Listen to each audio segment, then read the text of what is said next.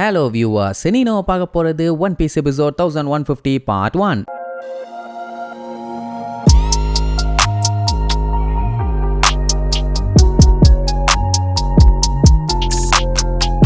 Open பண்ணா வேகா பங்கோட பிராட்காஸ்ட தடுக்கிறதுக்காக அந்த 5 வெல்டர்ஸுங்க எக் ஹெட்டையே பீஸா பிரிச்சு மேய்ஞ்சுக்கிட்டு இருக்கானுங்க. அதுலயும் அந்த மொட்டை கடைசியா பொட்டாம் பாருங்க ஒரு வெட்டு. ஷீல்டுன்னு இவ்வளவு நேரம் சீன் போட்டுட்டு இருந்தாங்கல்ல, அந்த ஷீல்டே ரெண்டா பேர்ந்துருச்சு. அங்க வேகா பங்குமே பேச்ச நிப்பாட்டுற மாதிரி இல்ல. ஆல்ரெடி வாய்டு செஞ்சுரியில உலகம் முங்கி இருக்கு. அதோட காரணமே என்ன ஏதுன்னு இன்னும் தெரியல. ஆனா அது ஏன் எப்படின்னு தெரிஞ்ச ஆட்களும் இருக்காங்க. வேற யாரு, கிங் ஆஃப் த பைரட்ஸ் இருந்தாங்கல்ல, அவங்களோட க்ரூ மெம்பர்ஸ். ஆனா தெரிஞ்சும் அவங்க ஏன் சொல்லன்னு யாருக்கும் தெரியல. சோ இப்படி மேட்டர் எல்லாம் சொல்லிட்டு இருக்கும்போது யோர்க்கு தான் கண்டுபிடிச்சிட்டாலே வேகா பங்கோட பிராட்காஸ்ட் எங்க இருந்து டெலிகாஸ்ட் ஆயிட்டு இருக்குதுன்னு. 5 வெல்டர்ஸ் கிட்டயும் சொன்ன உடனே அவனு என்ன பண்ணிட்டானுங்க, இவ்வளவு நேரம் அதைத்தானே வெறித்தனமா தேடிட்டு இருந்தானுங்க, இப்ப தெரிஞ்சு போச்சு விடுவானுங்களா என்ன. எல்லாம் வெறித்தனமா அந்த இரும்பு ரோபோட்டை நோக்கி வேகமா ஓடுவானுங்க. அந்த ரோபோட் அது பாட்டுக்கு வீர நட வெற்றி நட போட்டு போயிட்டு இருக்கும். சொல்ல போனா அந்த ரோபோட் பாத்தீங்கன்னா பயங்கர ஜெய்ஜாண்டிக்கான ரோபோட். அது நடந்து வரும்போது அந்த தீவே அதிருதுன்னா அப்போ எவ்வளவு பெருசு பாருங்க. அப்படியே கட் பண்ணி அந்த பைரட் ஐலாண்ட் இருக்குல்ல, அங்க ஒரு காமெடி நடந்துகிட்டு இருக்குது. அதாவது இந்த பைரட்டுங்க எல்லாம் எந்த அளவுக்கு புத்திசாலியா இருக்கானுங்கிறத இதை வச்சு நம்ம தெரிஞ்சுக்கலாம். அதுல ஒரு முட்டா பையன் இருக்கான் பாருங்க.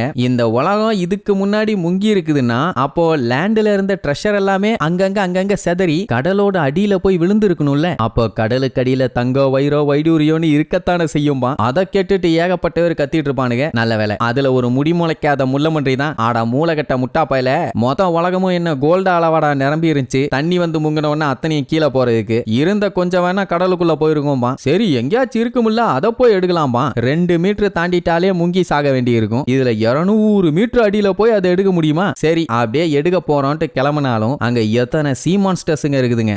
கொதறுன்னு கொதறி ஹாஸ்பிட்டல்ல படுக்க போட்டுருவோன்னு சொன்னா அவனுக்கு விடாம இல்ல அப்படி பண்ணலாம் இப்படி பண்ணலாம்னு ஏகப்பட்ட ஐடியா. கடலுக்குள்ள ஏகப்பட்ட ஷிப்புங்கெல்லாம் மூழ்கி இருக்குன்னு ஏகப்பட்ட தகவல்கள் இவங்களுக்கு வந்திருக்காமா. அந்த அளவுக்கு பெரிய ஷிப் எல்லாம் கண்டிப்பா இவங்களால வாங்க முடியாது. சோ அப்படி இருக்கும்போது அந்த ஷிப்ஸை நம்ம எடுத்துக்கிட்டா என்ன, அதுல ஏதாச்சும் விலை உயர்ந்த ஐட்டம் இருந்தாலும் சூப்பர் தான். சரி அதை எப்படி மேல கொண்டு வரதுன்னு கேட்டா மெர்மேடுங்களை ஃப்ரெண்ட் ஆகிக்கிட்டோம்னா அவங்க ஹெல்ப் பண்ணுவாங்கன்னு ஐடியா. உன் பிளான்ல பெட்ரோலை ஊத்தி கொளுத்தன்னு அங்க காமெடி சண்டை போயிட்டு இருக்கும். அப்படியே கட் பண்ணி கிராண்ட் லைன்ல காட்டுறாங்க. அந்த மான் பிளாங்க் கிரிக்கெட் இருக்கானே, அவன் எது ஒரு அட்வான்ஸ்டான சிவிலைசேஷன் கடலுக்குள்ள முங்கி இருக்குதா, கேட்கவே ஆச்சரியமா இருக்குதுன்னு. அதோட விடாம நம்ம அது எங்க என்னன்னு கண்டுபிடிப்போம் அப்படின்னு அவன் பைரட் க்ரூவோட சேர்ந்து டைவ் அடிக்க பிளான் பண்ணுவானுங்க. அவனுங்களாச்சும் பயந்து வேண்டான்னு சொல்லுவானுங்கன்னு பார்த்தா ஜாலியா ஜிம்கானா வாங்க போவோன்னு என்ஜாய் பண்ணுவானுங்க. அப்படியே கட் பண்ணி கடல்ல பைக்கை ஓட்டிட்டு வர்ற மாதிரி ஒருத்தனை காட்டுவாங்க. அதுவும் பைக் ஹேண்டில பிடிக்காம கூட ஓட்டிட்டு வருவான். இவ்வளவு திமிரா ஸ்டைலா ஓட்டுறது வேற யாரு, நம்ம ஸ்மோக்கர் தான். டஷிகிக்கு கால் பண்ணி எங்க இருக்க என்னன்னு விசாரிப்பான். அவ பாத்தீங்கன்னா ஜிஎஸ் ஜெனரல் ஹாஸ்பிட்டல்ல இருப்பா. ஸ்வாடோடையான்னு கேட்பான். ஸ்வாட்னா அந்த கத்திய கேட்கல, அது ஒரு ஸ்பெஷல் ஃபோர்ஸ் யூனிட். அங்கதான் கோபிக்குமே ட்ரீட்மெண்ட் கொடுத்துட்டு இருப்பாங்க. பய பாத்தீங்கன்னா இந்த மாதிரி பிரச்சனை நடந்துட்டு இருக்குது, லூஃபி ஆபத்துல இருக்கான் அப்படி இப்படின்னு எல்லாத்தையும் கேட்டுட்டு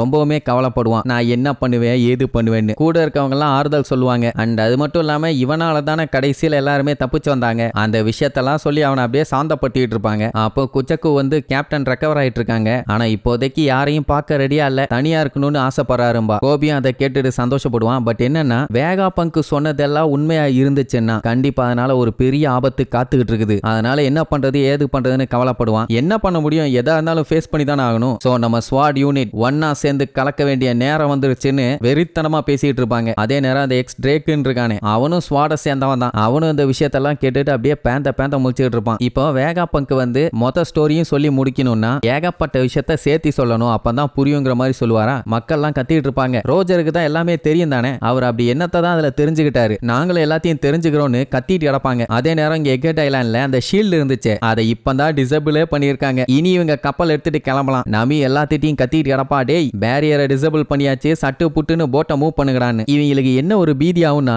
ஏதோ நசுங்கிற மாதிரி சத்தம் ஒண்ணு கேட்டுச்சு. கப்பல்ல இருந்து இல்ல, ஐலாண்ட்ல இருந்து. அது என்ன ஏதுன்னு ஒரே பீதி. இவங்க பார்த்த வரைக்கும் அந்த நாய்ஸ் வந்ததுக்கு அப்புறம் தான் கிளவுட் கிரியேட் ஆகிறதே ஸ்டாப் ஆச்சு. சோ அப்படின்னா அதான் பஞ்சாயத்தா இருக்கும். இப்போதைக்கு கிளவுட் ஆல்மோஸ்ட் கடல் வரைக்கும் வந்துருச்சு. இவங்க இதுலயே போனாங்கன்னா எப்படியும் தப்பிச்சிடலாம். ஆனா என்ன ஒரு பெரிய பஞ்சாயத்துனா இவங்க கிளவுட் வழியா போய் கடல்ல லேண்ட் ஆகணும்னா அந்த இடம் கொஞ்சம் ஃப்ரீ ஸ்பேஸா இருக்கணும், இல்ல எனிமீஸ் இல்லாம இருக்கணும். அங்க பாத்தீங்கன்னா ஏகப்பட்ட மெரைன் கப்பல், இடையில வேற ஜெயண்டோட கப்பலும் நின்றுட்டு இருக்குது. என்ன பண்ண போறாங்கன்னு தெரியல. எதுவா இருந்தாலும் ஒரு கை பாத்துடலான்னு ப்ரூக்கு கோலா பேரல்ஸ் எல்லாத்தையுமே ரெடி பண்ணிட்டான். இனி வேணுங்கிறப்ப எஜெக்ட் பண்ணி பறந்துற வேண்டியதான். என்ன ஜின்பே இன்னும் வரல, எங்க இருக்கான் என்னன்னு கேட்டா நாங்க ஆல்மோஸ்ட் பக்கத்துல வந்துட்டோம், கிளம்பிடலாம்னு சொல்லி வேகமா ஓடி வருவான். என்ன ஒரு பஞ்சாயத்துன்னா இவங்களுக்கு முன்னாடி அந்த குதிரை மான்ஸ்டர் இருக்குதுல்ல, அது வேகமா ஓடி வந்துகிட்டு இருக்குது. இதை கேட்ட நமி, அதை ஏன்டா நீங்க ஃபாலோ பண்ணி வந்துகிட்டு இருக்கீங்க, நீங்க நேரா நம்ம கப்பலுக்கு வாங்கடா, நம்ம இங்க இருந்து கிளம்பிடலாமா, நாங்க எங்கம்மா அதை ஃபாலோ பண்றோம், அது நம்ம கப்பல் எங்க இருக்கோ அதை நோக்கி தான் வந்துகிட்டு இருக்குது, நாங்க என்ன பண்றது கொஞ்சம் கேர்ஃபுல்லா இருங்கம்பானா. எட்டி பார்த்தா அந்த எல்டர் வேகமா வந்து